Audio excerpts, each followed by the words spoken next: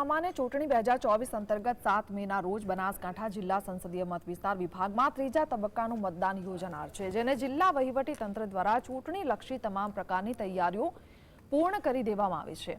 બનાસકાંઠા જિલ્લામાં કુલ 19,61,924 મતદારો જિલ્લાના 1,960 મતદાન મથકો પરથી મતદાન કરવાના છે, જેમાં તમામ પોલીસ કર્મચારીઓ અને સરકારી કર્મચારીઓને ચૂંટણીલક્ષી કામગીરી સોંપી દેવામાં આવી હતી।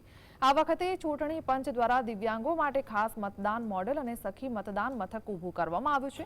ચૂંટણીને લઈને 1,452 પોલીસ કર્મચારીઓ, 2,558 હોમગાર્ડ જવાન અને જિલ્લાના 18 લોકેશન પર SRPFના જવાનો તૈનાત રહેશે।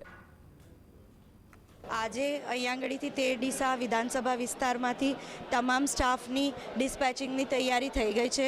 તમામને જોઈતી જરૂરિયાતો અને બૂથ પર મોકલવાની તમામ સામગ્રી તેમને આપી દેવામાં આવી છે। ટૂંક સમયમાં અહીંયાથી તમામ સ્ટાફ તેની સામગ્રી લઈ અને કાલના ઇલેક્શન માટે અહીંયાથી રવાના થશે। 13 ડીસા વિધાનસભા ઓલ ઓકે છે અને અમે આવતીકાલની ચૂંટણી માટે તૈયાર છીએ।